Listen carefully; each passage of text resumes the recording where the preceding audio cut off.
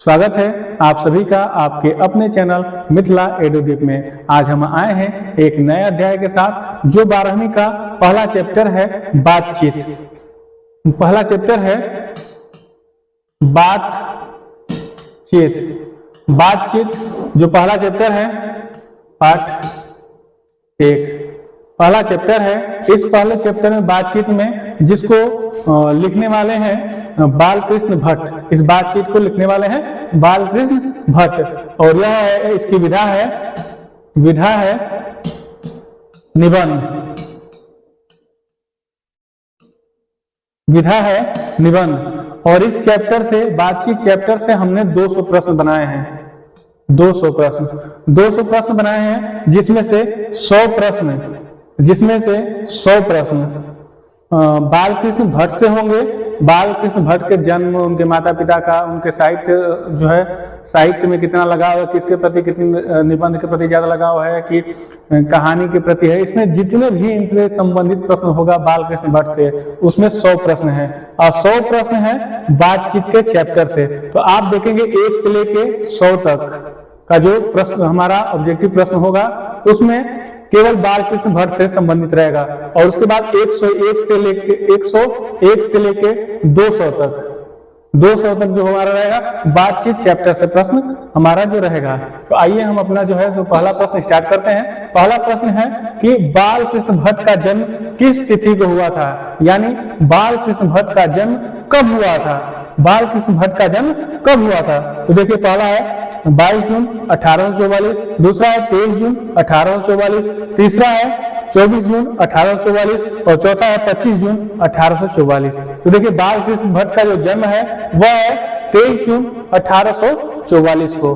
बालकृष्ण भट्ट का जन्म 23 जून 1844 को उत्तर प्रदेश में एक जिला है इलाहाबाद, वहां पर इनका जन्म हुआ था। अगला प्रश्न, दूसरा प्रश्न देखते हैं। दूसरा प्रश्न है बालकृष्ण भट्ट का निधन कब हुआ। देखिए पहले जन्म उसके बाद निधन वाला प्रश्न। बालकृष्ण भट्ट का निधन कब हुआ? 18 जुलाई 1914, 19 जुलाई 1914, 20 जुलाई 1914 और 21 जुलाई 1914। तो देखिए इसमें जो है तो बालकृष्ण भट्ट का निधन 20 जुलाई 1914 ईस्वी को हुआ था। तीसरा प्रश्न है बालकृष्ण भट्ट का जन्म कहाँ हुआ था या किस स्थान पर हुआ था। तो देखिए हमने बताया था कि बालकृष्ण भट्ट का जन्म कहाँ हुआ था। उत्तर प्रदेश का एक जिला है इलाहाबाद जो प्रयागराज के नाम से जाना जाता है। इस समय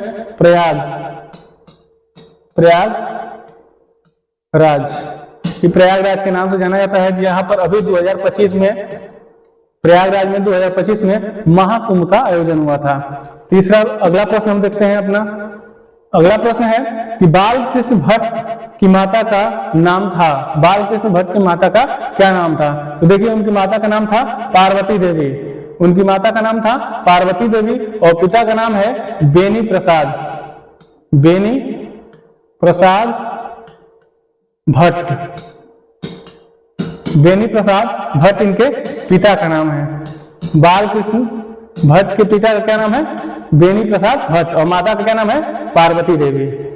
अगला प्रश्न देखते हैं।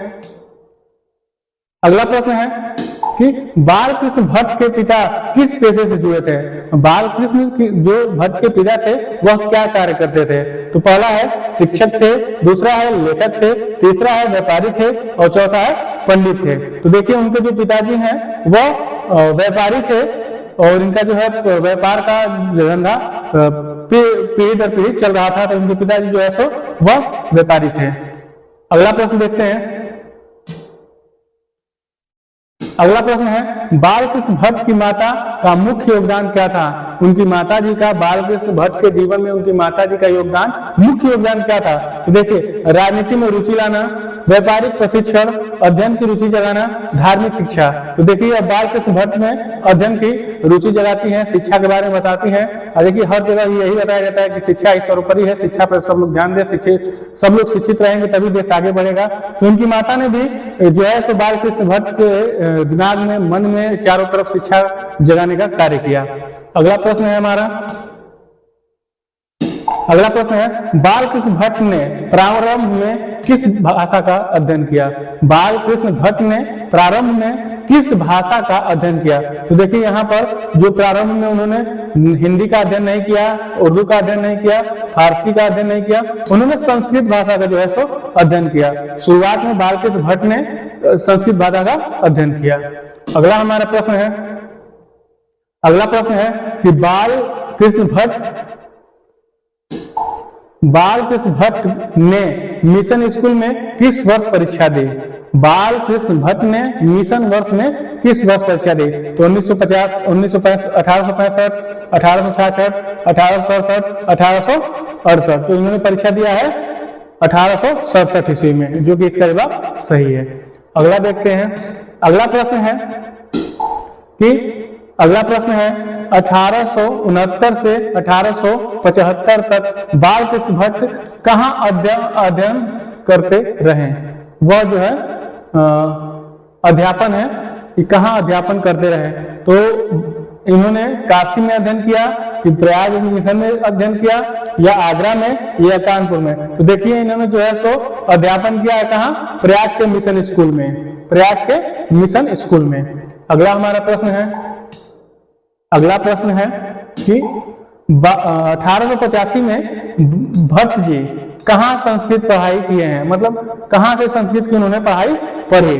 1865 में भट्ट जी ने कहाँ से संस्कृत पढ़ाई? कहाँ संस्कृत पढ़ाई?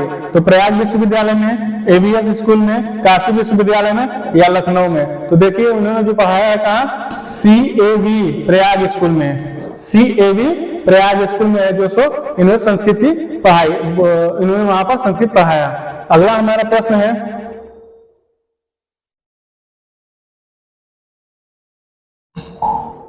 अगला जो हमारा प्रश्न है, अगला प्रश्न है कि 1888 में भट्ट जी कहाँ नियुक्ति मिली? मतलब इन्होंने कहाँ ज्वाइन किया? तो काशी में ज्वाइन किया, प्रयाग विश्वविद्यालय में ज्वाइन किया, कार्यस्थ पाठशाला इंटर कॉलेज में ज्वाइन किया, या इलाहाबाद कॉलेज में ज्वाइन किया? तो देखिए इन्होंने 1888 में कार्यस्थ पाठशाला इंटर कॉलेज में ज्वाइन किया, वहां पर इन्होंने नौकरी की। अगला है प्रश्न, अगला प्रश्न है कि भट्ट जी ने नौकरी क्यों छोड़ी? भट्ट जी ने नौकरी क्यों छोड़ी? तो देखिए नौकरी छोड़ने का कारण है वेतन कम होने के कारण, या अस्वस्थता के कारण, स्वभाव के कारण, या पारिवारिक कारणों से। तो देखिए इन्होंने जो नौकरी छोड़ी है उसका मेन कारण उनका स्वभाव है, उनका स्वभाव, जिस वजह से उन्होंने यह नौकरी छोड़ दी। तो देखिए इसमें अब इसका उत्तर होगा अपने स्वभाव के कारण इन्होंने नौकरी छोड़ दी। अगला देखते हैं, अगला है कि नौकरी छोड़ने के बाद भट्ट जी किस पर निर्भर हो गए? नौकरी छोड़ने के बाद भट्ट जी किस पे निर्भर हो गए? खेती पे निर्भर हो गए, व्यापार पर निर्भर हो गए, लेखन कार्य करने लगे, या अध्यापन का कार्य करने लगे? तो देखिए उन्होंने लेखन का कार्य प्रारंभ कर दिया, जब नौकरी छोड़ा तो लेखन का कार्य प्रारंभ कर दिया। अगला देखते हैं, अगला हमारा प्रश्न है, अगला प्रश्न है कि भट्ट जी को आर्थिक संकट का सामना क्यों करना पड़ा? भट्ट जी को आर्थिक संकट का सामना क्यों करना पड़ा? तो देखिए पहला विकल्प है बीमारी के कारण, दूसरा है पिता के निधन के कारण, तीसरा है पैतृक व्यापार समाप्त होने के कारण, और चौथा है मुकदमे के कारण। तो देखिए इनका जो आर्थिक संकट का सामना इसलिए करना पड़ा क्योंकि पैतृक व्यापार इनका जो है वो समाप्त हो गया था, जिसके वजह से इनको आर्थिक स्थिति, आर्थिक समस्या का समाधान करना पड़ा। अगला है भट्ट जी किस युग के प्रमुख साहित्यकार माने जाते हैं? यह प्रश्न पिछली परीक्षाओं में पूछा जा चुका है कि भट्ट जी, बालकृष्ण भट्ट किस युग के प्रमुख साहित्यकार माने जाते हैं? तो यह देखिए प्रगतिवाद, यहाँ पर है भारतेंदु युग है, छायावादी युग है, या द्विवेदी युग है। इसमें से किस युग में, जो किस युग के यह साहित्यकार माने जाते हैं? देखिए हमेशा भारतेंदु युग दिया हुआ है, छायावादी युग दिया हुआ है, या द्विवेदी युग दिया हुआ है। तो यहाँ पर यह प्रगतिवाद इनको नहीं मानेंगे, इनको हमेशा भारतेंदु युग में ही शामिल किया जाता है कि भारतेंदु युग के जो है यह कवि हैं या लेखक हैं। अगला है हिंदी प्रदीप जो पत्रिका है का आरंभ कब हुआ? हिंदी प्रदीप पत्रिका का आरंभ कब हुआ? यह देखिए, इसका आरंभ 1885 में हुआ, 1876 में हुआ, 1877 में हुआ, 1878 में हुआ। तो इसका आरंभ कब हुआ? 1877 में। अगला देखते हैं, अगला प्रश्न है कि हिंदी प्रदीप जो पत्रिका है कितने वर्षों तक प्रकाशित हुई? कितने वर्षों तक प्रकाशित हुई? तो यह प्रकाशित हुई 20 वर्षों तक, 25 वर्षों तक, या 30 वर्षों तक, या 33 वर्षों तक। यह देखिए प्रकाशित हुई कितने वर्षों तक? 33 वर्षों तक। इसका उत्तर है 33 वर्ष। अगला प्रश्न, अगला है हिंदी प्रदीप किस प्रकार की पत्रिका थी? किस प्रकार की पत्रिका थी? केवल साहित्यिक थी, या केवल राजनीतिक थी, या राजनीतिक, साहित्यिक या सामाजिक तीनों थी, या धार्मिक? तो देखिए, इनकी जो हिंदी प्रदीप पत्रिका थी वह थी सामाजिक, साहित्यिक और राजनीतिक, तीनों प्रकार से इसमें शामिल था। अगला प्रश्न देखते हैं। अगला प्रश्न है कि भट्ट जी ने किस कृति की कठोर आलोचना की है? भट्ट जी ने किस कृति की कठोर आलोचना की है? तो है भारतेंदु की रचनाओं की, स्वर्ग की, स्वयंवर की, या रामचरित मानस की। इन्होंने स्वयंवर जो है कृति, उनको जो है सो एकदम उनकी निंदा की है, उनकी आलोचना की है। तो इसमें हो जाएगा उत्तर स्वयंवर की। अगला देखते हैं।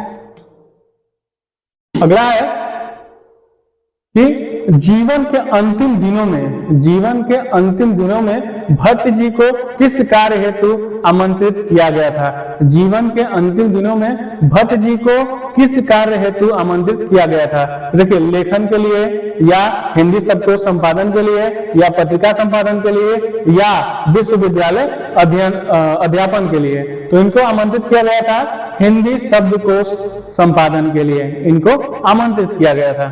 अगला प्रश्न देखते हैं। अगला प्रश्न है कि उनकी भाषा, मतलब बालकृष्ण भट्ट जी की भाषा का प्रमुख गुण क्या था? भाषा में क्लिष्टता थी, मतलब कठिन था, अलंकारिता था, या अस्पष्टता था, या रहस्यात्मकता था? मतलब कि किस प्रकार का उनका भाषा था? तो देखिए, उनका भाषा बहुत ही सरल और स्पष्ट था, बहुत ही सरल और स्पष्ट था। अगला है कि लेखन में किसका विरोध मिलता है? लेखन में किसका विरोध मिलता है? वैज्ञानिक दृष्टिकोण से, सामाजिक कुरीतियों से, आधुनिक शिक्षा से, या राष्ट्रवाद से? तो देखिए, इसमें जो है इनके लेखन में विरोध मिलता है किसका? समाज में जो कुरीतियां फैली हुई हैं उनका इन्होंने विरोध किया है। अगला प्रश्न देखते हैं। अगला प्रश्न है बालकृष्ण, मतलब उनका मतलब बालकृष्ण भट्ट का समझिएगा। बालकृष्ण भट्ट का जीवन किस बात की प्रेरणा देता है? तो देखिए, वो उनकी जो भी बातें होंगी सब सामाजिक चेतना पर आधारित होंगी। तो बालकृष्ण, उनका जीवन किस बात की प्रेरणा देता है? मतलब बालकृष्ण भट्ट का जीवन किस बात की प्रेरणा देता है? तो ये देखिए, समझौता का, संघर्ष से पलायन का, विचारों पर अडिग रहना, या सत्ता प्राप्ति के लिए? तो उनका जो है सो हमेशा मत यह रहा है कि आप विचारों पर अडिग रहिए, आप अपने विचारों पर अडिग रहिए। अगला देखते हैं। देखिए, इसके टोटल 200 प्रश्न हैं, 200 प्रश्नों का संग्रह है यह। 100 प्रश्न केवल बालकृष्ण भट्ट के जीवन से है, और 100 प्रश्न बातचीत के जो चैप्टर है उससे है। तो अभी हम लोग बालकृष्ण भट्ट के ही देखेंगे, उसके बाद तुरंत उसी में है जो 101 से स्टार्ट हो जाएगा 200 तक बातचीत चैप्टर से। अगला देखिए, आत्मसम्मान के प्रश्न पर उन्होंने क्या किया? आत्मसम्मान का जहां प्रश्न आया वहां पर बालकृष्ण भट्ट ने क्या किया? तो देखिए, समझौता कर लिया, विरोध कर लिया, मौन हो गए, या पलायन कर गए? तो देखिए, उन्होंने विरोध किया। जहां आत्मसम्मान का बात आया वहां पर क्या किया? उन्होंने विरोध किया। आत्मसम्मान पर जहां भी खतरा आया वह उनका विरोध किए। अगला प्रश्न देखते हैं। अगला है कि उनके विचार, बालकृष्ण भट्ट के विचार किससे प्रेरित थे? देखिए, पाश्चात्य दर्शन से, भारतीय सामाजिक चेतना से, धार्मिक ग्रंथ से, या राजनीति से? तो देखिए, उनका जो विचार है, किसी भी प्रकार का उनका विचार था तो हमेशा भारतीय सामाजिक चेतना से ही प्रेरित था। अगला प्रश्न है कि में किस तत्व की प्रधानता है? बालकृष्ण भट्ट के लेखन में किस तत्व की प्रधानता है? तो देखिए भावुकता है, तर्क है, या कल्पना है, या रहस्य है। तो उनका जो लेखन है उसमें तर्क की प्रधानता है, तर्क उसमें ज्यादा है। अगला प्रश्न देखते हैं। अगला प्रश्न है समाज के प्रति उनका दृष्टिकोण कैसा था? बालकृष्ण भट्ट का समाज के प्रति दृष्टिकोण कैसा था? तो उदासीन था, आलोचनात्मक था, पलायनवादी था, रहस्यात्मक था। देखिए आलोचनात्मक था उनका विचार। उनका जो विचार था समाज के प्रति आलोचनात्मक था कि भाई इस तरह का जो कुरीतियां फैली हुई कुरीतियों को दूर करने का प्रयास कर रहे थे, इसलिए वो सब हमेशा आलोचना करते रहते थे समाज की। अगला प्रश्न है कि साहित्यिक संघर्ष का कारण क्या था? बालकृष्ण भट्ट के साहित्यिक संघर्ष का कारण क्या था? भाषा था, विचार था, शैली था, या लोकप्रियता था? तो देखिए उनका तो क्या था? विचार की वजह से उनको हमेशा संघर्ष करना पड़ता था। अगला देखते हैं। अगला प्रश्न है कि वे किस प्रकार के समझौते के विरोधी थे? जो बालकृष्ण भट्ट हैं वह किस प्रकार के समझौते के विरोधी थे? तो आर्थिक समझौता, पारिवारिक समझौता, वैचारिक समझौता, या सामाजिक समझौता? तो वैचारिक समझौता के वो हमेशा विरोधी थे, हमेशा विरोधी थे। इसका उत्तर हुआ सी। अगला देखते हैं कि जीवन में प्राथमिकता किसे दी गई है? बालकृष्ण भट्ट के जीवन में प्राथमिकता किसे दी गई है? सुविधा को, सिद्धांत को, संबंध को, या पद को? देखिए सिद्धांत एक ऐसा है साधन जिसके माध्यम से अगर आप सिद्धांत पर रहे, किसी भी सिद्धांत पर अडिग हैं, तो आप हमेशा सफल रहेंगे। तो उन्होंने क्या किया? सिद्धांत को हमेशा, अपने सिद्धांत को, अपने विचार को हमेशा प्राथमिकता दी। अगला देखते हैं। अगला जो प्रश्न है कि बालकृष्ण भट्ट के व्यक्तित्व की सबसे प्रमुख विशेषता क्या मानी जाती है? उनकी जो बालकृष्ण भट्ट के व्यक्तित्व की सबसे प्रमुख विशेषता क्या मानी जाती है? देखिए यहाँ पे है विनोद प्रियता, या निर्भीकता, या भावुकता, या रहस्य प्रियता। तो देखिए निर्भीकता, वह निर्भीक हमेशा रहते थे, किसी से डरते होते नहीं थे, अपनी बातों को अडिग होके सबके सामने रखते थे। तो इसका उत्तर होगा निर्भीकता। अगला देखते हैं।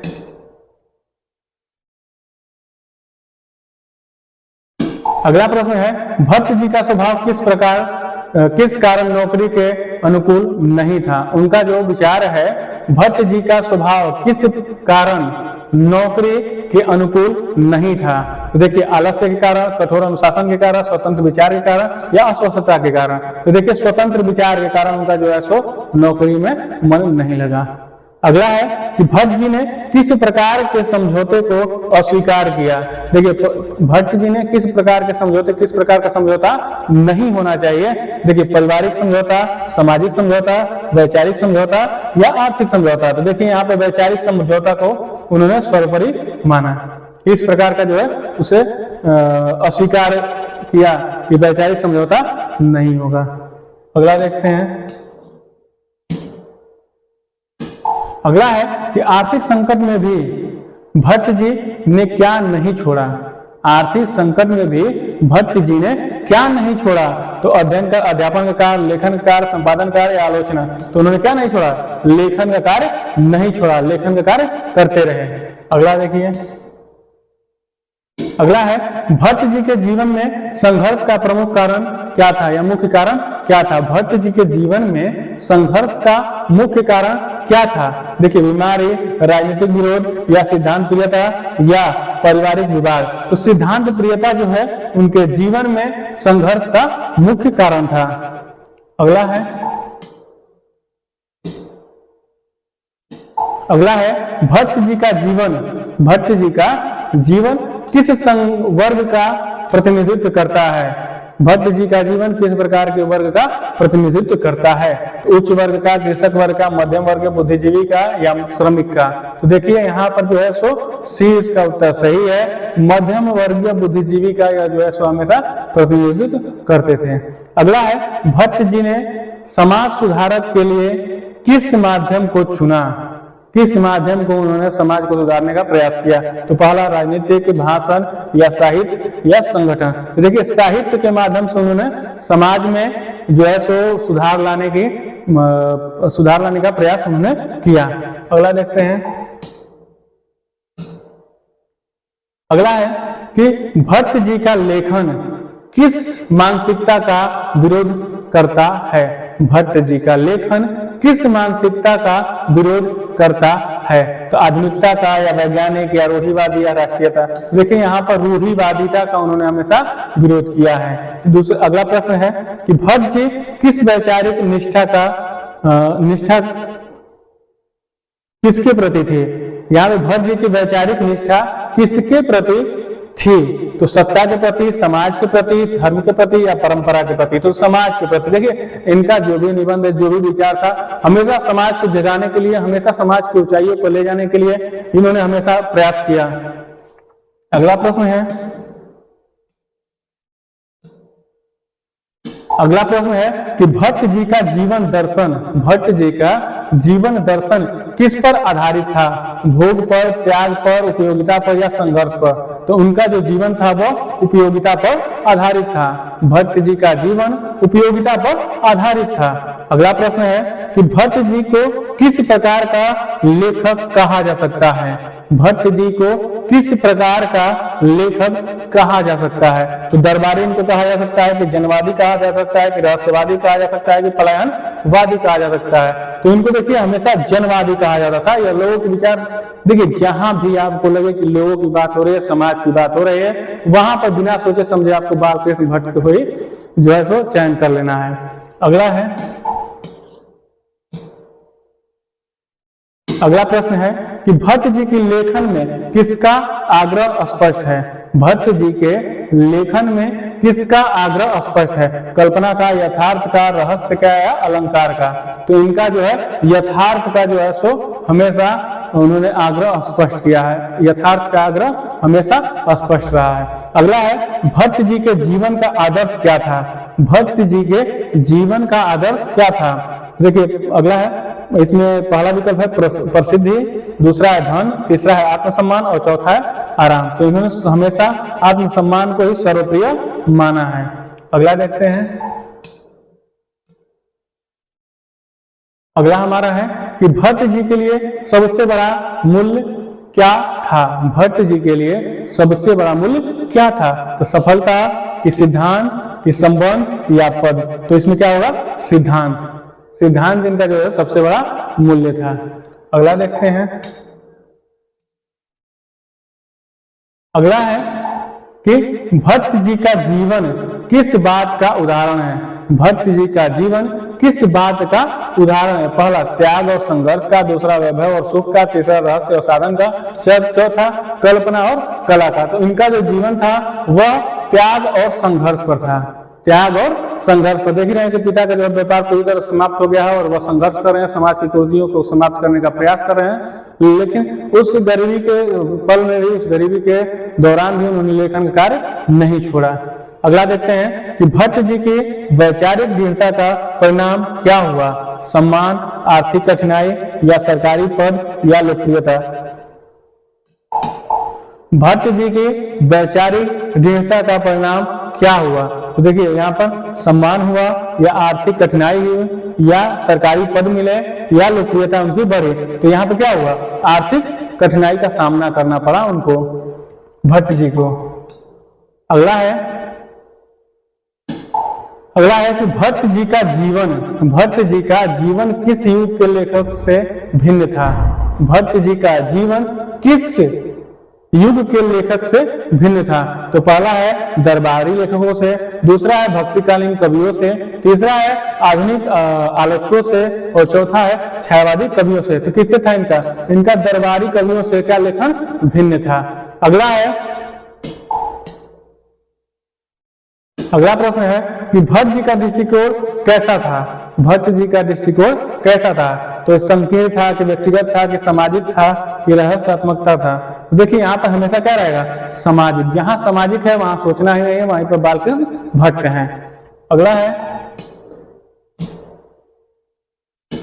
कि भट्ट जी के निधन में, भट्ट जी के जीवन में किसे प्राथमिकता दी? भट्ट जी ने अपने जीवन में किसे प्राथमिकता दी? सुविधा को, सिद्धांत को, संबंध को, पद को। तो यहाँ पे किसको प्राथमिकता देंगे? सिद्धांत को।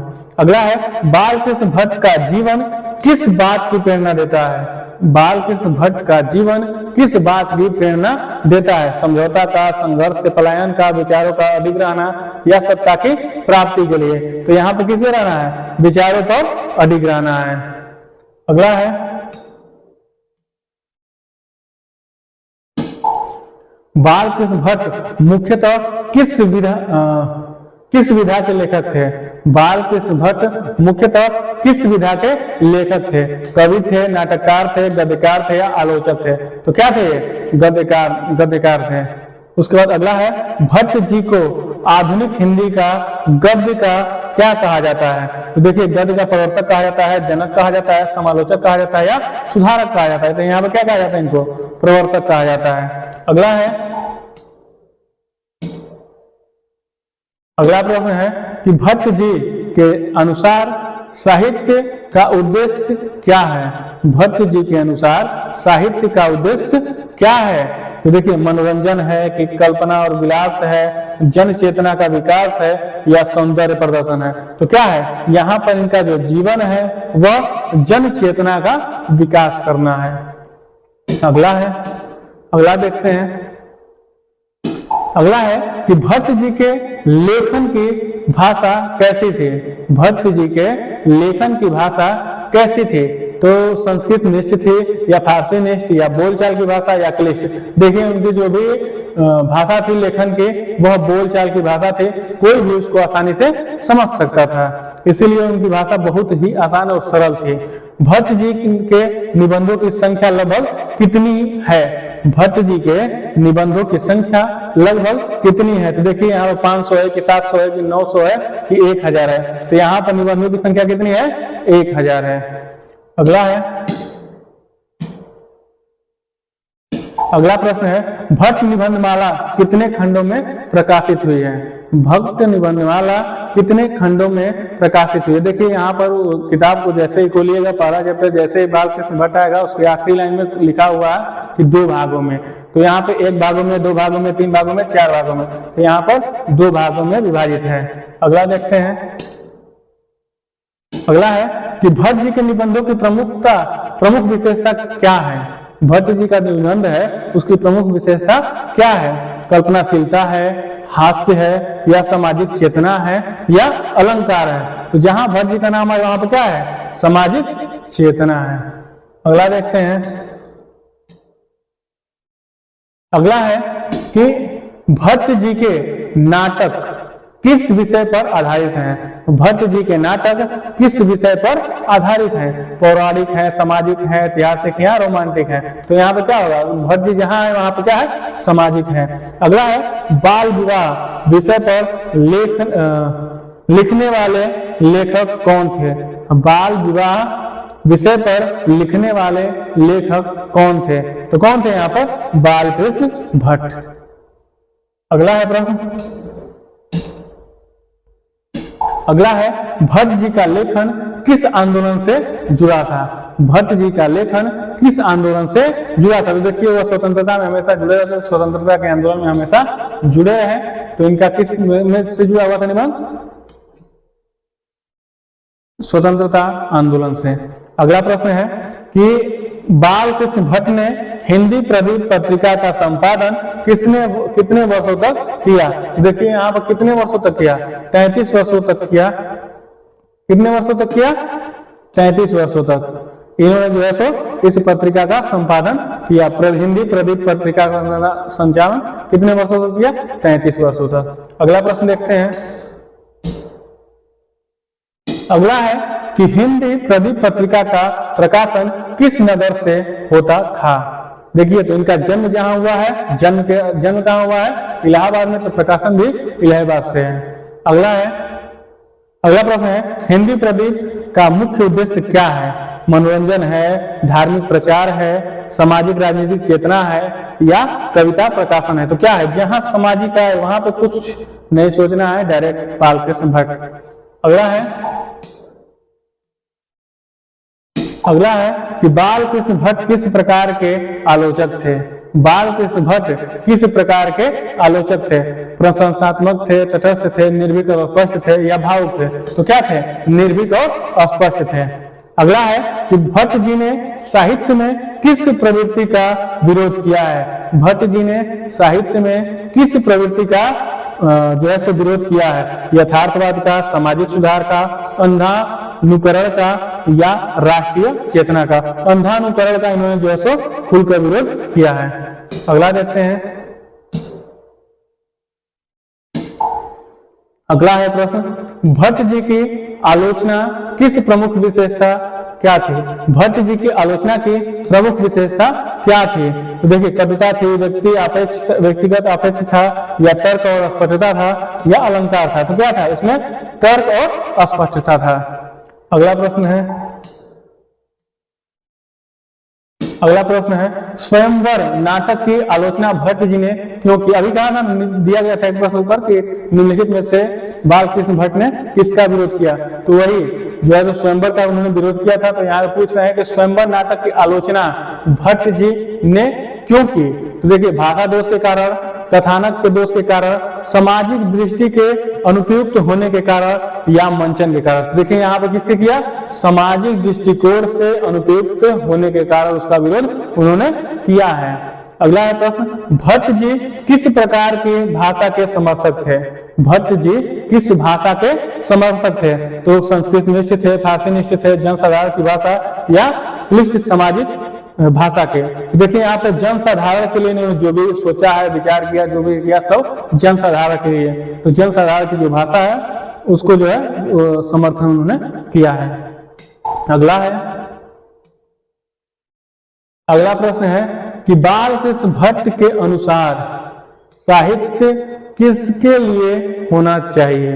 बालकृष्ण भट्ट के अनुसार साहित्य किसके लिए होना चाहिए। तो विद्वानों के लिए, राजाओं के लिए, जन सामान्य के लिए या आलोचकों के लिए। किसके लिए होना चाहिए, जन सामान्य के लिए। उन्होंने कहा कि जो साहित्य है वह किसके लिए होना चाहिए, जन सामान्य के लिए होना चाहिए। अगला देखते हैं। अगला प्रश्न है, भट्ट जी की गद्य शैली कैसी मानी जाती है। भट्ट जी की गद्य शैली कैसी मानी जाती है। अलंकारिक है, कृत्रिम है या सहज और प्रवाहपूर्ण है, अत्यंत संस्कृत निष्ठ है। तो कैसा है, सहज और प्रभावपूर्ण। हमेशा वह सहज और सरलता वाले शब्दों का चयन करते थे जिससे आम जन भी उन भाषाओं को समझ सके। अगला है, देखिए इसमें जो है 100 प्रश्न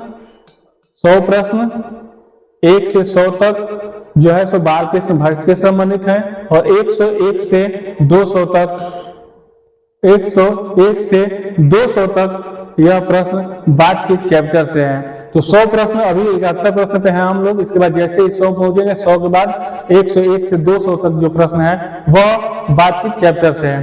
तो अगला हमारा जो प्रश्न है, देखते हैं कि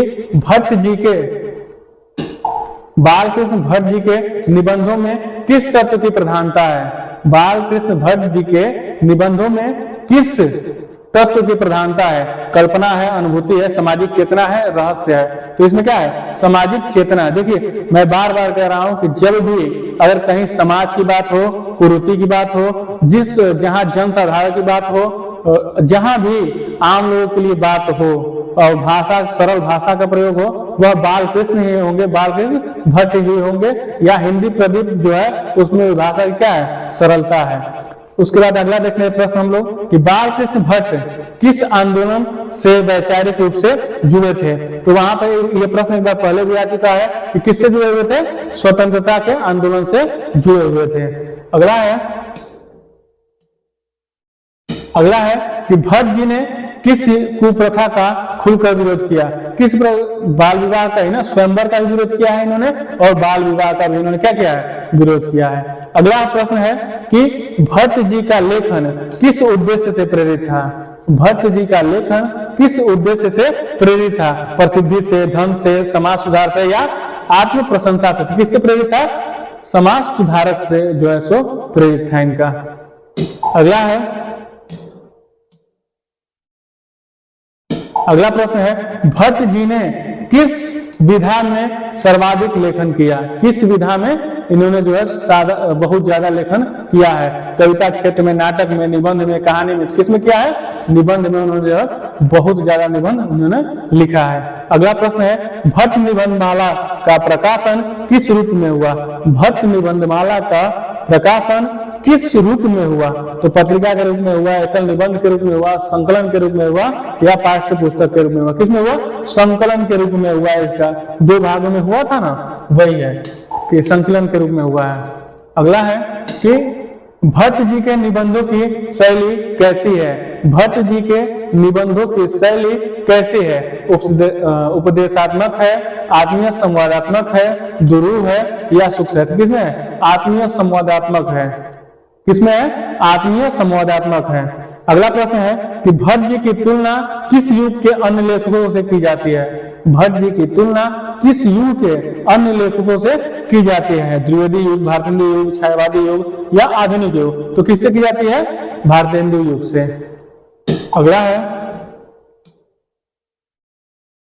अगला प्रश्न है कि भट्ट जी के विचार किस प्रकार के थे? भट्ट जी के विचार किस प्रकार के थे? रूढ़िवादी थे, पाश्चात्य थे, प्रगतिशील थे, या रहस्यवादी थे? तो वो हमेशा क्या करते थे? प्रगतिशील जिनके विचार थे, हमेशा आगे बढ़ने की कोशिश करते थे, समाज को हमेशा आगे ले जाने का प्रयास करते थे। अगला है, अगला प्रश्न है कि भट्ट जी का साहित्य किसका प्रतिनिधित्व करता है? भट्ट जी का साहित्य किसका प्रतिनिधित्व करता है? राजनीतिक, राजसिक साहित्य का, दरबारी संस्कृति का, नवजागरण चेतना का, या केवल मनोरंजन का? किसका करता था? नवजागरण चेतना का। अगला है, भट्ट जी के लेखन को किसका माध्यम माना गया? भट्ट जी के लेखन को किसका माध्यम माना गया? आत्मसंतोष का, सामाजिक परिवर्तन का, धनार्जन का, या प्रसिद्धि का? किसका माना गया? सामाजिक परिवर्तन का। किसका माना गया? सामाजिक परिवर्तन का। अगला है, अगला है कि भट्ट जी की भाषा में किसका अभाव है? भट्ट जी की जो भाषा थे उसमें किसका अभाव है? भाव का, प्रवाह का, आडंबर का, अस्पष्टता का? अस्पष्टता उनकी भाषा में है ही, अब प्रवाह उनके भाषा में है ही, भाव भी है, उसमें क्या है? आडंबर नहीं है, उनके भाषा में आडंबर नहीं है। अगला है, अगला प्रश्न है कि भट्ट जी का साहित्य किस वर्ग के अधिक निकट था? उनका जो साहित्य था किस वर्ग के लिए ज्यादा समर्पित था? तो उच्च वर्ग के लिए, मध्यम वर्ग के लिए, जनसाधारण के लिए, या दरबारी वर्ग के लिए? किसके लिए? जनसाधारण के लिए उनका साहित्य प्रमुख था, जनसाधारण के लिए वो हमेशा कार्य करते थे। अगला है, अगला है कि भट्ट जी की आलोचना किस पर आधारित होती थी? भट्ट जी की आलोचना किस पर आधारित हुई? व्यक्तिगत संबंध पर, भावुकता पर, सामाजिक उपयोगिता पर, या परंपरा पर? तो किस पर आधारित थे? सामाजिक उपयोगिता पर। अगला प्रश्न है कि भट्ट जी के लेखन में किसका समन्वय था? भट्ट जी के लेखन में किसका समन्वय था? पूर्व और पश्चिम में, धर्म और दर्शन में, परंपरा और आधुनिकता में, कल्पना और रहस्य में? किसमें था? परंपरा और आधुनिकता में उनका जो है सो समन्वय था। अगला है, अगला प्रश्न है कि भट्ट जी का साहित्य किस भावना से ओतप्रोत है? भट्ट जी का साहित्य किस भावना से ओतप्रोत है? निराशा से, पलायन से, राष्ट्रीय चेतना से, या रहस्य से? किससे है? राष्ट्रीय चेतना से। अगला है, भट्ट जी के अनुसार लेखक का कर्तव्य क्या है? भट्ट जी के अनुसार लेखक का क्या कर्तव्य होना चाहिए? मनोरंजन कराना चाहिए, समाज को दिशा देना चाहिए, प्रशंसा पाना चाहिए, या परंपरा निभाना चाहिए? क्या करना चाहिए? समाज को दिशा देने का कार्य करना चाहिए। अगला है, अगला प्रश्न है कि भट्ट जी की रचनाओं में किसका अभाव नहीं है? मतलब उनके जो रचना है उसमें किस तरह से उनकी रचना पूरी होती है? ये तर्क से, उद्देश्य से, सामाजिक दृष्टिकोण से, या तीनों से? तो देखिए यहाँ पर जो है उनके रचना में भट्ट जी के अभाव नहीं है, मतलब परिपूर्ण है। तो उनके लेखन में तर्क भी है, उनके लेखन में उद्देश्य भी है, उनके लेखन में सामाजिक दृष्टिकोण भी है, इसलिए इसका उत्तर होगा डी, तीनों में। अगला देखते हैं, अगला प्रश्न है कि भट्ट जी के निबंध किस रूप से अधिक प्रभावी हैं? भट्ट जी के निबंध किस रूप से अधिक प्रभावी हैं? उपदेश से, संवाद से, भाषण से या कथा से? किससे अधिक है प्रभावी? संवाद से। अगला है, भट्ट जी के लेखन की सबसे बड़ी शक्ति क्या है? भट्ट जी के लेखन की सबसे बड़ी शक्ति क्या है? भाषा है, भाव है, विचार है या कल्पना है? तो क्या है यहाँ पर? विचार जो है सबसे बड़ी उनकी शक्ति है। अगला प्रश्न है कि भट्ट जी ने साहित्य को किससे जोड़ा है? भट्ट जी ने साहित्य को किससे जोड़ा है? केवल कला से, केवल मनोरंजन से, समाज और जीवन और समाज से या कल्पना से? तो जहां समाज आएगा वहां क्या है? बालकृष्ण भट्ट ही रहेंगे। अगला है,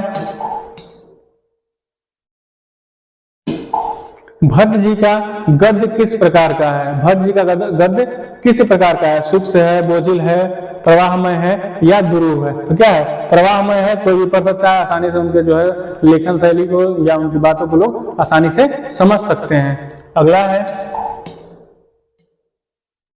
अगला है कि भट्ट जी के निबंधों में किसका अधिक प्रयोग है? भट्ट जी के निबंध में किसका प्रयोग अधिक है? अलंकार का, उदाहरण का, श्लोक का या उदाहरण का?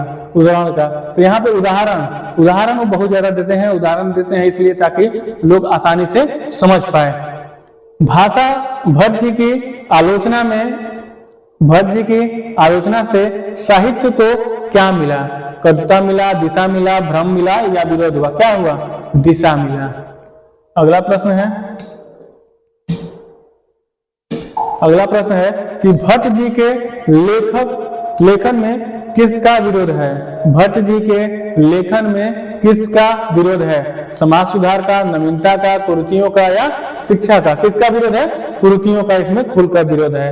अगला प्रश्न है कि भट्ट जी का साहित्य किस उद्देश्य से लिखा गया है? भट्ट जी का साहित्य किस उद्देश्य से लिखा गया है? आत्मकथा से, समाज जागरण से, कल्पना से या मनोरंजन से? किससे किया गया है? समाज जागरण से।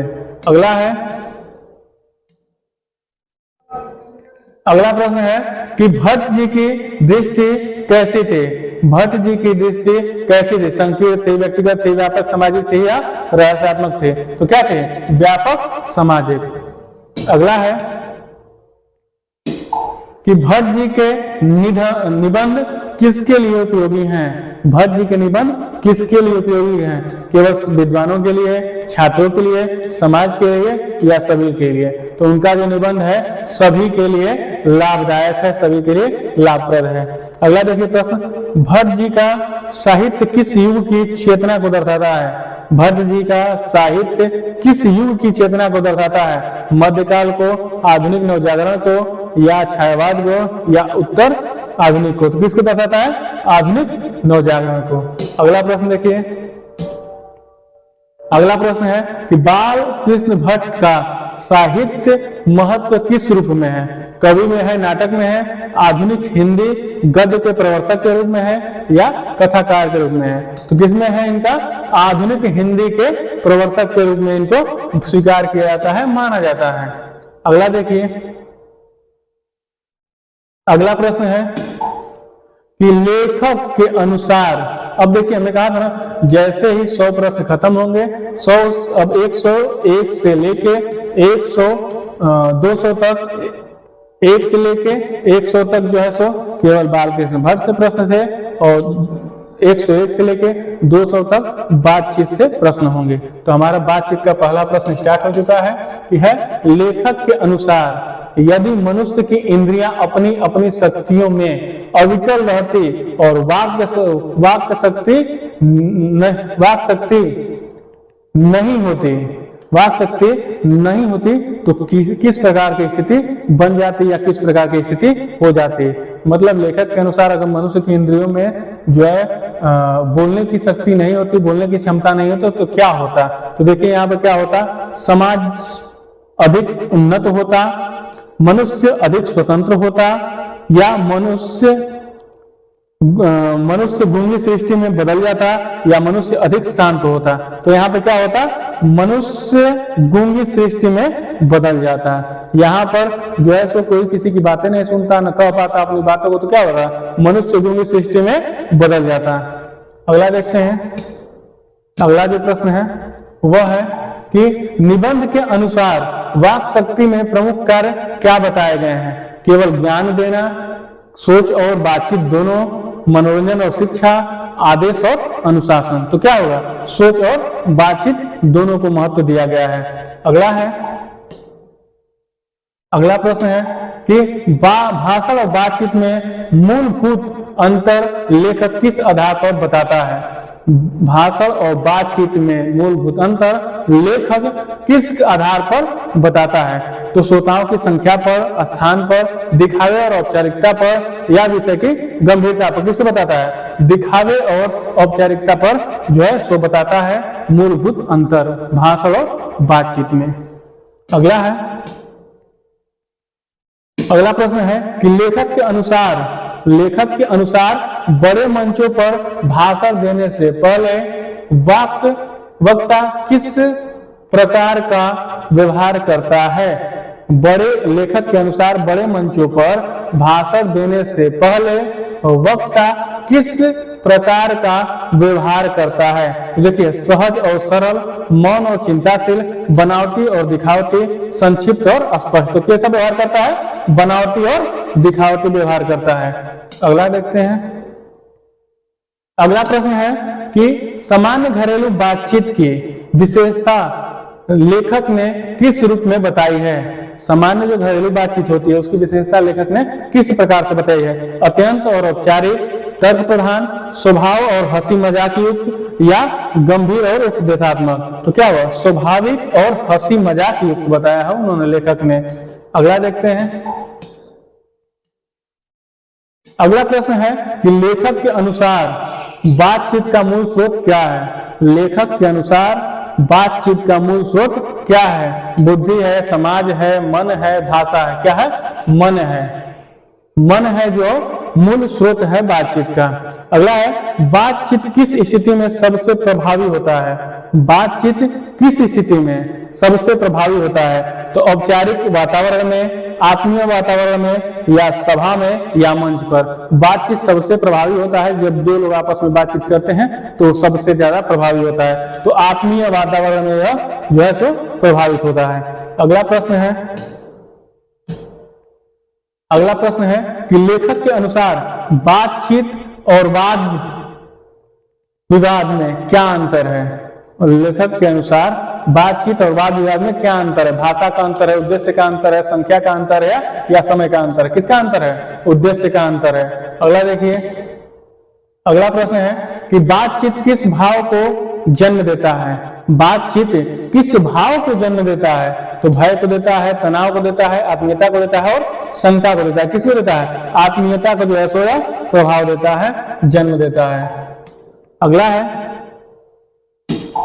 बातचीत में दिखावा क्यों नहीं चलता?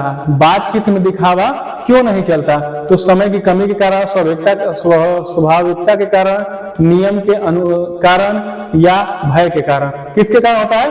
स्वाभाविकता के कारण। जैसा स्वभाव रहेगा आप बातचीत वैसा करिएगा ही करिएगा।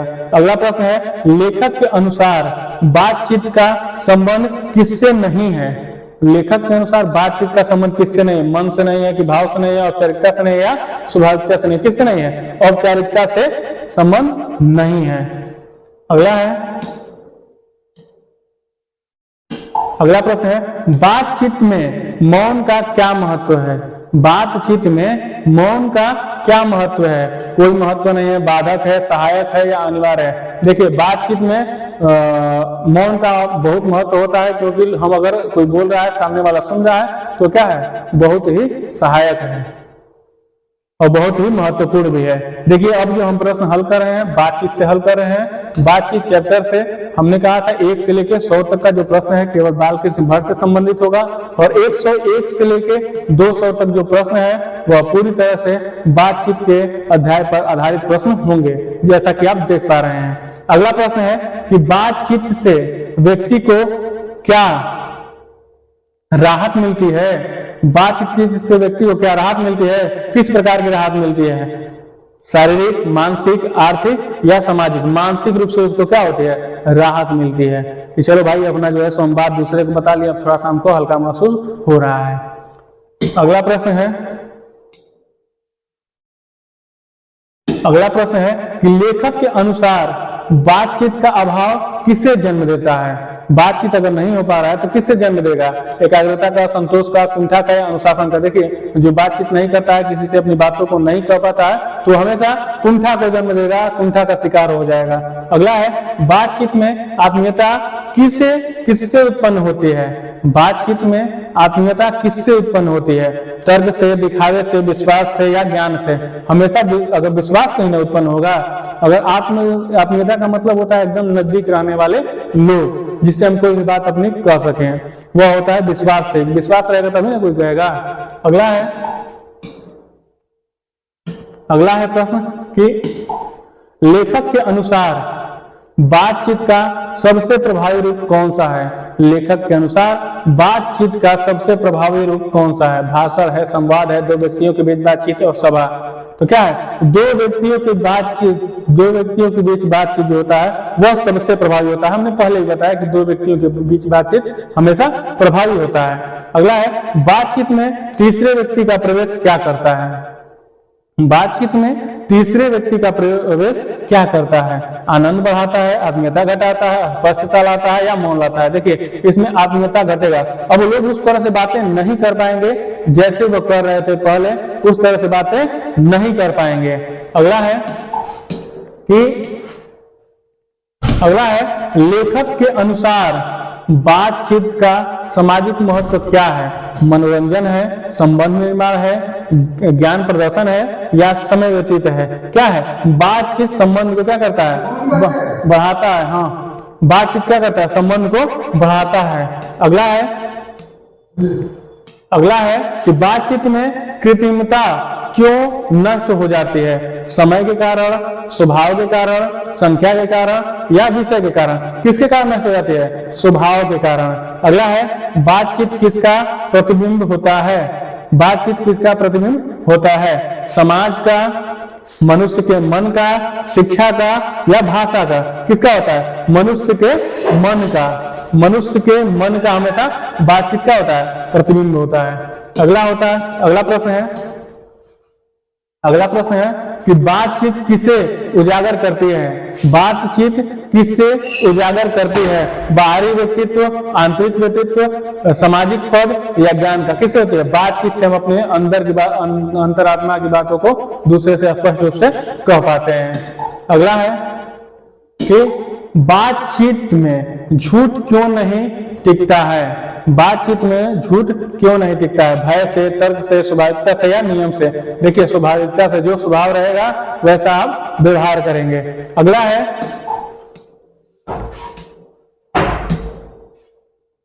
अगला प्रश्न है कि लेखक के अनुसार बातचीत किससे अधिक शक्तिशाली होता है? लेखन से, मौन से, भाषण से या नियम से? किससे होता है? भाषण से जो है से अधिक शक्तिशाली होता है बातचीत। अगला है कि बातचीत व्यक्ति को क्या सिखाती है? बातचीत व्यक्ति को क्या सिखाती है? तर्क सिखाती है, संयम सिखाती है, प्रभाव सिखाती है या अभिनय सिखाती है? क्या सिखाती है? संयम रखना, धीरज रखना सिखाती है।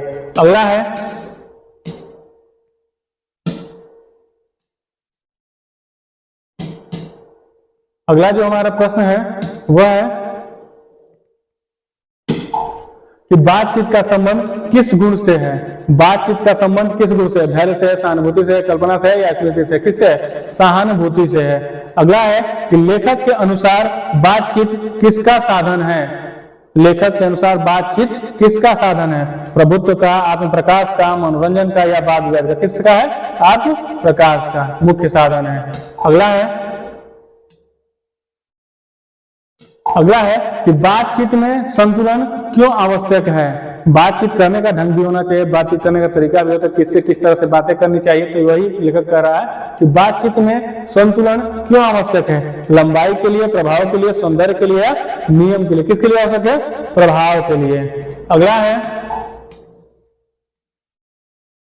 अगला है कि लेखक के अनुसार बातचीत चरम रूप क्या बन जाता है। बातचीत चरम रूप क्या बन जाता है? संवाद बनता है, भाषण बनता है, विवाद बनता है या शोक बनता है। देखिए बातचीत जो है चरम पर चला जाता है तो वो क्या बन जाता है? भाषण। लोग नहीं कहते हैं कोई ज्यादा बोल रहा है भाषण मत दीजिए, तो वही है भाषण कि ज्यादा बातचीत करने वाला क्या होता है? भाषण के रूप में जाना जाता है। अगला है कि बातचीत में श्रोता की भूमिका कैसी होती है। बातचीत में श्रोता की भूमिका कैसी होती है? निष्क्रिय होती है कि सक्रिय होती है कि गौण होती है कि मौन होती है? बातचीत में हमेशा क्या रहेगी? सक्रिय रहेगी। आप मेरी बातों को सुनेंगे, हम आपकी बातों को सुनेंगे, तो उस तरह की बातें क्या है? सक्रियता होती है। अगला प्रश्न है कि बातचीत का संबंध किस मनोस्थिति से है। बातचीत का संबंध किस मनोस्थिति के है? तनाव से है, भय से है, सहजता से या औपचारिकता से? किससे? सहजता से है। अगला प्रश्न है कि लेखक के अनुसार बातचीत किसे समाप्त कर देती है। मित्रता को, दूरी को, संबंध को या संवाद को? तो हमेशा किसको समाप्त करती है? दूरी को। दो लोगों के बीच किसी बात को लेकर विवाद हो गया तो फिर वो बातचीत के ही माध्यम से दोनों लोग क्या होंगे? नजदीक आ जाएंगे, दूरी खत्म हो जाएगी। अगला है कि बातचीत में किसका सबसे अधिक महत्व है। बातचीत में किसका सबसे अधिक महत्व है? शब्दों का, भावों का, नियमों का या विषयों का? किसका है? भावों का। भावों का सबसे ज्यादा महत्व होता है। उसके बाद अगला है बातचीत व्यक्तियों को क्या अनुभव कराती है। बातचीत व्यक्तियों को क्या अनुभव कराती है? बोझ, हल्कापन या भय या थकान? तो क्या महसूस कराती है? हल्कापन। अगर हम अपनी बातें, हमारे मन में कुछ बातें ऐसी हैं जो हम किसी को नहीं बता सकते, लेकिन एक हमारा खास मित्र है उसको हम बता सकते हैं, तो हमारा मन क्या हो जाता है? हल्का हो जाता है। तो क्या है यहाँ पे? बातचीत हल्का मन कर देता है। अगला प्रश्न है कि बातचीत का प्रभाव किस पर अधिक पड़ता है। समाज पर, वक्ता पर, श्रोता पर या दोनों पर? यहाँ पर देखिए दोनों पर कहने का मतलब है कि इसका जो प्रभाव है इन दोनों को पड़ेगा। समाज पर भी पड़ता है, मतलब यहाँ पे दोनों नहीं तीनों होना चाहिए। तीनों पर इसका प्रभाव पड़ेगा। समाज पर भी पड़ेगा, वक्ता पर भी पड़ेगा और श्रोता पर भी पड़ेगा। तो इसका अंतर क्या होगा?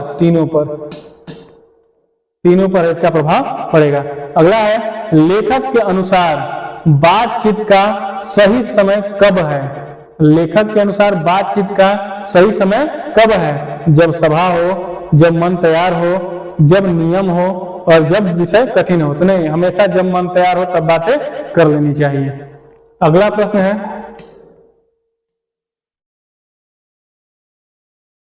प्रश्न है कि बातचीत का अभाव किस स्थिति को जन्म देता है। बातचीत का अभाव किस स्थिति को जन्म देता है? संवाद को, आत्मीयता को, अलगाव को या संतुलन को? बातचीत अगर नहीं होगा तो क्या होगा? अलगाव, धीरे धीरे लोग दूरी बनाने लगते हैं। बातचीत में सबसे बड़ा दोष क्या है? मौन, अतिशयोक्ति, असंयम और सरलता। बातचीत में देखिए असंयम है, जो संयम नहीं रहते हैं, धीरज नहीं रहते हैं, वो क्या है? उसका मुख्य दोष है। अगला प्रश्न है कि लेखक के अनुसार बातचीत किसका अभ्यास है। लेखक के अनुसार बातचीत किसका अभ्यास है? भाषा का है, मन का है, संयम का है या तर्क का है? किसका है? संयम का है। अगला है बातचीत से व्यक्ति क्या सीखता है। बोलना सीखता है, सुनना सीखता है, तर्क सीखता है या अभिनय सीखता है। तो हमेशा क्या सीखेगा? बातचीत में सुनना भी चाहिए। तो क्या सीखता है व्यक्ति? सुनना। अगला है कि बातचीत का सामाजिक परिणाम क्या है। संघर्ष है, सामंजस्य है, दूरी है या विवाद है। क्या होना चाहिए? सामंजस्य स्थापित होता है बातचीत करने से। आप अपनी बातों को कहते हैं, वो आपकी बातों को सुनते हैं और फिर वो जो बात करते हैं आप उसको सुनते हो, तो क्या हुआ? सामंजस्य स्थापित करना। अगला है बातचीत व्यक्ति को किससे जोड़ती है? बातचीत व्यक्ति को किससे जोड़ती है? सत्ता से जोड़ती है, समाज से जोड़ती है, नियम से जोड़ती है या भाषा से जोड़ती है? बातचीत किससे जोड़ती है? हमेशा समाज से जोड़ती है। अगला है कि बातचीत में आत्म संयम क्यों आवश्यक है? मतलब सुनना भी पड़ता है, ऐसा नहीं केवल आप बोलते रहिएगा तो वही बातचीत होगा, संयम रखना पड़ता है। तो आत्म संयम क्यों आवश्यक है? शिष्टाचार के लिए, प्रभाव के लिए, संतुलन के लिए या नियम के लिए? किससे? संतुलन के लिए, कि उनकी बातों को जितना हम बोल रहे हैं तो वो भी इतना बोले तो हम उनकी बातों को सुने। अगला है बातचीत का सही रूप किससे बनता है? बातचीत का सही रूप किससे बनता है? तर्क से, भावना से, संतुलन से या विस्तार से? किससे बनता है? संतुलन से बनता है। अगला देखिए, अगला जो है कि लेखक के अनुसार बातचीत का मूल तत्व क्या है? शब्द है, भाव है, मन है या समाज है? क्या है? मन है। अगला देखिए, अगला है कि बातचीत में सबसे अधिक क्या प्रकट होता है? ज्ञान, व्यक्तित्व, शिक्षा या पद? क्या होगा? हमेशा व्यक्तित्व आपका झलकता है आपके शब्दों से। अगला है कि बातचीत किससे मुक्त होनी चाहिए? भावना से, औपचारिकता से, विषय से या शब्दों से? औपचारिकता से हमेशा क्या होना चाहिए? मुक्त होना चाहिए। अगला है कि बातचीत का आदर्श रूप क्या है? बातचीत का आदर्श रूप क्या है? लंबा भाषण, वाद विवाद, आत्मीय संवाद या सभा? क्या है? आत्मीय संवाद। अगला है लेखक के अनुसार बातचीत जीवन को कैसे बनाती है? बोझिल बनाती है, सरल बनाती है, नीरस बनाती है या कठिन बनाती है? क्या बनाती है? सरल बनाती है बातचीत। अगला है कि बातचीत का संबंध किससे सबसे अधिक है? बातचीत का संबंध किससे सबसे अधिक है? बुद्धि से है, मनुष्य के स्वभाव से है, भाषा से है या शिक्षा से? किससे है? तो इसमें है मनुष्य के स्वभाव से सबसे अधिक है। अगला है प्रश्न कि बातचीत निबंध का अंतिम संदेश क्या है? बातचीत के निबंध का अंतिम संदेश क्या है? अधिक बोलना, कम बोलना, संतुलित और आत्मीय संवाद या मौन? तो इसमें क्या है? संतुलित और आत्मीय संवाद इसका मेन है। अगला प्रश्न है कि लेखक के अनुसार सच्ची बातचीत कहाँ संभव है? लेखक के अनुसार सच्ची बातचीत कहाँ संभव है? सभा में, मंच पर, दो व्यक्तियों के बीच या सार्वजनिक स्तर पर? हमेशा दो व्यक्तियों के बीच में जो बातचीत सबसे अच्छी बातचीत है। अगला है तीन व्यक्तियों की बातचीत कैसी हो जाती है? तीन व्यक्तियों की बातचीत कैसी हो जाती है? गूढ़ या औपचारिक या खुली या आत्मीय? कैसी हो जाती है? औपचारिक हो जाती है उन लोगों की बातचीत, तीन लोगों की बातचीत। कोरम पूरा किया जाता है। अगला है कि चार से अधिक लोगों की बातचीत क्या बन जाती है? चार से अधिक लोगों की बातचीत क्या बन जाती है? संवाद, वाद विवाद, भाषण या शोर? क्या बन जाती है? चार से जब अधिक लोग बात करेंगे तो क्या बन जाती है? भाषण। देखिए, अगर दो लोग बात कर रहे हैं आपस में तो वह आत्मीय बातचीत होती है, खुल के बातचीत लोग करते हैं। अगर तीन लोगों की बातचीत होती है तो औपचारिक होती है, और चार लोगों की बातचीत क्या हो जाती है? भाषण बन जाती है। अगला देखते हैं, अगला प्रश्न है कि बातचीत मन को कैसे प्रभावित करती है? बोझिल बनाती है, हल्का बनाती है, भ्रमित करती है या विचलित करती है? तो क्या करती है? हल्का करती है। बातचीत से क्या होता है? दो लोगों के बीच में सामंजस्य स्थापित होता है, अपने बातों को कहते हैं और मन हल्का होता है। अगला है कि लेखक के अनुसार बातचीत जीवन के लिए क्यों आवश्यक है? लेखक के अनुसार बातचीत जीवन के लिए क्यों आवश्यक है? मनोरंजन के लिए, समय बिताने के लिए, मानसिक संतुलन के लिए या ज्ञान प्रदर्शन के लिए? तो यहाँ पर क्या है? मानसिक संतुलन के लिए जो है सो बातचीत आवश्यक है। अगला प्रश्न है कि लेखक के अनुसार बातचीत का सबसे बड़ा लाभ क्या है? ज्ञान का विस्तार, मनोरंजन, मन की सफाई या प्रसिद्धि? तो क्या है? मन की सफाई। यहाँ पर है अगला प्रश्न है कि बातचीत से मन के भीतर जमा हुआ क्या बाहर निकलता है?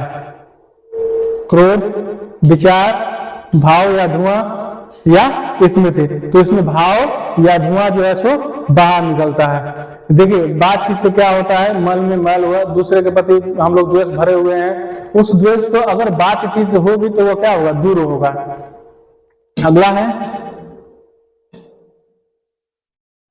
अगला है बातचीत किस प्रकार का आनंद देती है। बातचीत किस प्रकार का आनंद देती है, अस्थायी, क्षणिक या विशेष प्रकार का या कृत्रिम। तो किसी का आनंद देती है, विशेष प्रकार का। अगला है कि लेखक के अनुसार बातचीत की लत लग जाने पर लोग क्या छोड़ देते हैं। लेखक के अनुसार बातचीत की लत लग जाने पर लोग क्या छोड़ देते हैं, पढ़ना, लिखना, खाना पीना या सोना। तो लोग क्या छोड़ देते हैं, खाना पीना छोड़ के लोग बात करने में लगे रहते हैं। अगला प्रश्न है कि बातचीत में व्यक्ति किसका प्रदर्शन नहीं चाहता, ज्ञान का, तर्क का, अपना हर्ज का या भाव का। अपना हर्ज का जो है सो प्रदर्शन नहीं चाहता है। अगला देखिए, ये भी प्रश्न जो है पिछली परीक्षा में पूछा गया था कि रॉबिन्सन क्रूसो का उदाहरण किस संदर्भ में आया था। रॉबिन्सन क्रूसो का उदाहरण किस संबंध में आया था। तो स्वतंत्रता में, एकांत में, बातचीत की आवश्यकता और सभ्यता के कारण। तो इसे किस में आया था, बातचीत की आवश्यकता के कारण, जिसको जो वन में जन्म के बाद ही जंगल में जाके छोड़ दिया गया था और जो है सो 16 वर्षों तक जंगल में रहा, वही रॉबिन्सन क्रूसो है कि बातचीत का अभाव हो गया था। तो बातचीत की आवश्यकता यहाँ पर होगा उत्तर। अगला प्रश्न है कि रॉबिन्सन क्रूसो कितने वर्षों तक मनुष्य मुख नहीं देख सका। मतलब मनुष्यों का मुख नहीं देख पाया, ना उनकी भाषा सुन पाया, वह जंगलों में ही रहा। 10 वर्ष तक, 12 वर्ष तक, 14 वर्ष तक या 16 वर्ष तक। कितने वर्ष तक, 16 वर्ष तक। 16 वर्ष तक जो है सो मनुष्यों का मुख नहीं देख पाया रॉबिन्सन क्रूसो। अगला प्रश्न है कि पशुओं के बीच रहने के बाद रॉबिन्सन क्रूसो को क्या सुनने को नहीं मिला। तो उपदेश, आदेश, मनुष्य की बात या संगीत। तो क्या सुनने को नहीं मिला, मनुष्य की बात उसको सुनने को नहीं मिला। अगला प्रश्न है कि लेखक के अनुसार मनुष्य के गुण दोष कब प्रकट होते हैं। लेखक के अनुसार मनुष्य के गुण दोष कब प्रकट होते हैं, सोचने से, बोलने से, पढ़ने से, लिखने से।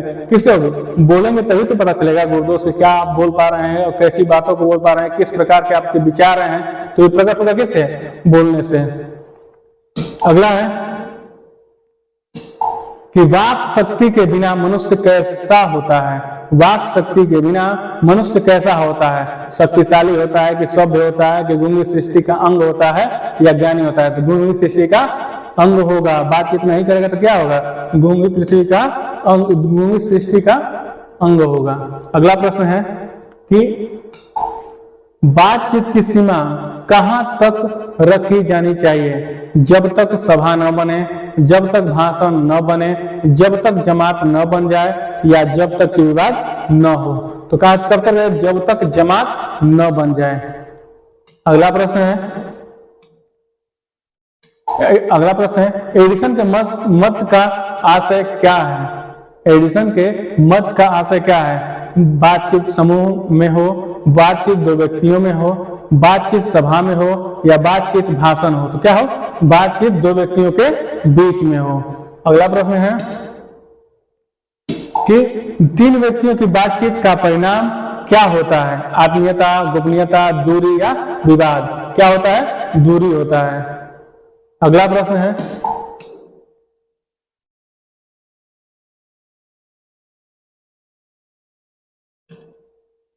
प्रश्न है कि बातचीत से तीसरा व्यक्ति आने पर क्या होता है। बातचीत में तीसरा व्यक्ति आएगा तो क्या होगा, विषय बदल जाता है, कि खुलापन समाप्त हो जाता है, आनंद बढ़ता है या गंभीरता आती है। तो क्या होता है, खुलापन समाप्त हो जाता है, लोग उस तरह से बातें नहीं कर पाते। अगला है कि दूध और पानी का उदाहरण किसके लिए दिया गया है। दूध और पानी का उदाहरण किसके लिए दिया गया है, मित्रता के लिए दिया गया है कि बातचीत के प्रभाव के लिए दिया गया है कि विरोध के लिए दिया गया है कि दूरी के लिए दिया गया है। तो किसके लिए दिया गया है, यहां पर जो है सो बातचीत का प्रभाव के लिए दिया गया है। अगला है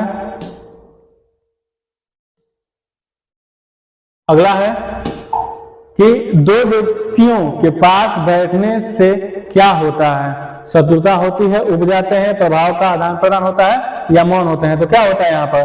प्रभाव का आदान प्रदान होता है। यहाँ पर प्रभाव का आदान प्रदान होता है। अगला प्रश्न है बातचीत को लेखक किससे तुलना करता है? बातचीत को लेखक किससे तुलना करता है? तो यहाँ पे किससे? दीपक से, विद्युत से, जल से या वायु से? किससे तुलना करता है? यहाँ पर बातचीत का जो है लेखक तुलना करता है विद्युत से तुलना करता है बातचीत का। अगला प्रश्न है कि तीन व्यक्तियों की बातचीत को लेखक किस रूप में समझाता है? तीन व्यक्तियों के बीच में बातचीत लेखक किस रूप में समझाता है? वृत्त के रूप में, रेखा के रूप में, त्रिकोण के रूप में या वर्ग के रूप में? किसमें समझाता है? त्रिकोण के रूप में। अगला प्रश्न है कि चार व्यक्तियों की बातचीत कैसी हो जाती है? तो चार व्यक्तियों की बातचीत कैसी हो जाती है? आत्मीय, खुली, औपचारिक या स्वाभाविक? कैसी हो जाती है? औपचारिक हो जाती है चार व्यक्तियों की बातचीत।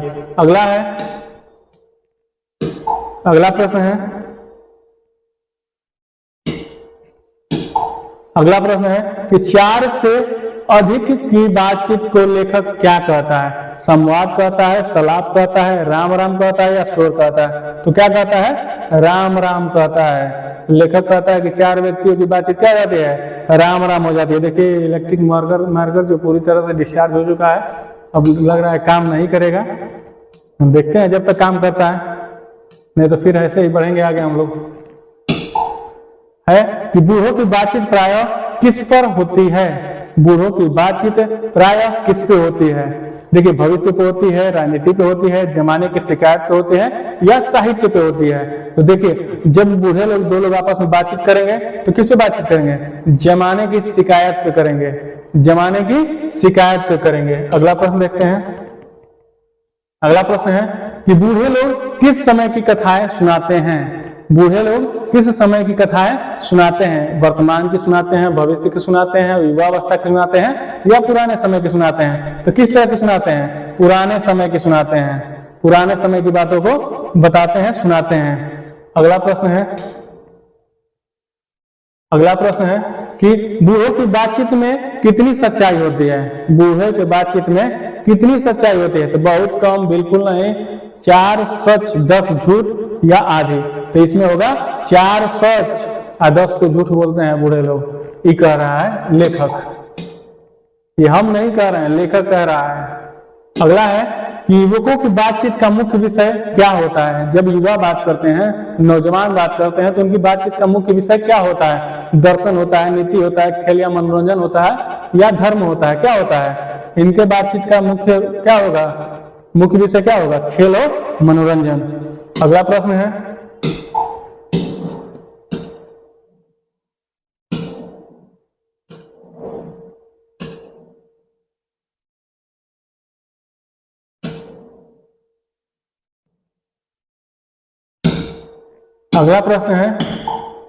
कि पढ़े लिखे लोगों की बातचीत में किन लेखकों का उल्लेख आता है?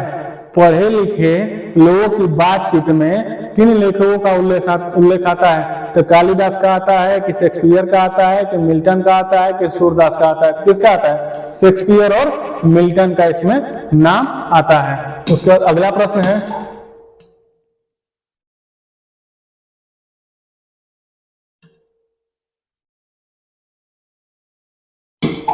है कि सहेलियों की बातचीत कैसी होती है? जब दो सहेलियां आपस में बातचीत करती हैं तो उनके विषय किस प्रकार के होते हैं? गंभीर होते हैं, रहस्यमय होते हैं, निराली होते हैं या औपचारिक होती है? तो उनकी जो बातचीत होती है निराली होती है। दो सहेलियों की बातचीत कैसी होती है? निराली होती है। स्त्रियों की बातचीत का मुख्य विषय क्या होता है? जो स्त्रियां महिलाएं, उनकी बातचीत का मुख्य कारण होता है राजनीतिक होता है कि दर्शन होता है कि घर परिवार होता है कि व्यवहार होता है?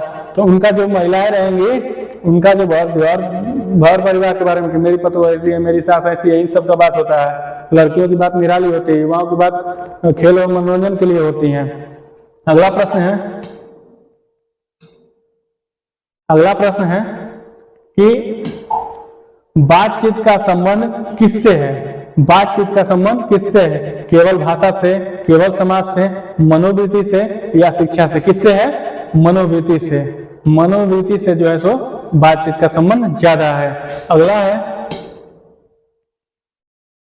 कि लेखक के अनुसार बातचीत किसका दमन करती है? लेखक के अनुसार बातचीत किसका दमन करती है? बुद्धि का, वाक शक्ति का, क्रोध का या कल्पना का? किसका दमन करती है? एकदम डिस्चार्ज हो गया, अब नहीं काम करेगा लग रहा है। नहीं काम करेगा तो फिर क्लास को जो है सो इतने पर रोकना पड़ेगा। बाकी का देखिए क्रोध होगा इसमें, जो बातचीत है किसका दमन करती है? क्रोध का दमन करती है। तो रुकिए एक मिनट देखते हैं।